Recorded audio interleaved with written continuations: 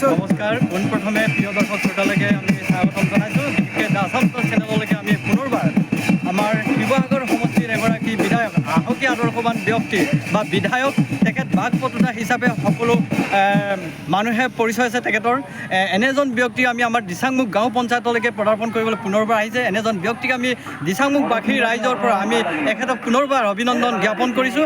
আজি তেখেতে বিভিন্ন দিচাংমুখৰ আদৰ্শৰাজি বা কেনেকুৱা ধৰণৰ আঁচনি পৰিকল্পনা পদক্ষেপ গ্ৰহণ কৰিছে বা কিমান ধৰণৰ উন্নতি সাধন হৈছে বা আমাৰ দিচাংমুখ অঞ্চলৰ বিশেষকৈ আমাৰ নদী কাষৰীয়া, মাটি কাষৰীয়া গৰাখহনীয়া কেনেকৈ প্ৰতিৰোধ কৰিব পাৰে। প্ৰথম সমস্যাটো প্ৰায় আমাৰ বাৰিষাৰ কবলত এশএবৰি সমস্যা, পানীত হাহাকাৰ অৱস্থা হয়। খেতিয়কসকলৰ বাবে কেনেকুৱা ধৰণৰ যন্ত্ৰ পাতি, উন্নত ধৰণৰ বীজ পাতি তেখেতে প্ৰদান কৰিব, তেনেকুৱা ধৰণৰ তেখেতৰ পৰা আমি জানিব বিচাৰিম। আৰু লগতে অসমবাসী ৰাইজে তেখেতৰ পৰা আমি তেখেতৰ মনৰ কথা আমি জানিবলৈ খুব আগ্ৰহীৰে বাট চাই আছে। তেখেতে কি মতামত ব্যক্ত কৰিব তেখেতৰ পৰা আমি জানিব বিচাৰিম।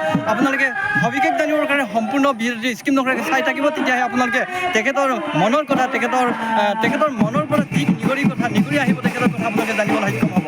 বিশেষকৈ আমাৰ মিচিং সমাজৰ মেডিয়াম অফ ইনষ্ট্ৰাকশ্যন অসম সাহিত্য সভা, বিশেষকৈ মিচিং আগম সাহিত্য সভাই বহুত দিনৰ আগৰ পৰা যুঁজ কৰি আহিছে।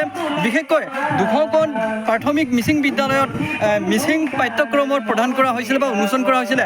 আজি পৰ্যন্তলৈকে আমি দেখিছোঁ যে অসম চৰকাৰৰ বৰ্তমান শিক্ষামন্ত্ৰী ডক্টৰ ৰণোজ পেগু ছাৰে যে মিচিং পৰীক্ষা, টেট পৰীক্ষা অনুষ্ঠিত কৰাৰ পাছত উদীয়মান যুৱক যুৱতীসকলে বা মেধাৱী শিক্ষক ছাত্ৰ ছাত্ৰীসকলক নিযুক্তি প্ৰদান কৰাৰ কথা কৈছিলে, কিন্তু আজিৰ তাৰিখত বাস্তৱ ক্ষেত্ৰত কোনো দৃষ্টিগোচৰ হোৱা নাই। সেয়েহে আমি শিক্ষামন্ত্ৰীৰ পৰা আমি সেইখিনি কথা আমি জানিব বিচাৰিম। আমাৰ শিৱসাগৰ বিধায়ক এগৰাকী অখিল গগৈদেৱৰে কি ক'ব তেখেতৰ মনৰ পৰা সেইখিনি কথা আমি জানিবলৈ বিচাৰিম। আপোনালোকে পুনৰবাৰ কৈছোঁ, আপোনালোকক ৰিকুৱেষ্ট কৰিছোঁ সম্পূৰ্ণ ভিডিঅ'টো চাই থাকিব আৰু তেখেতে অখিল গগৈদেৱে কি ক'ব আপোনালোকক আমি সবিশেষ জনাবলৈ চেষ্টা কৰিম। ধন্যবাদ।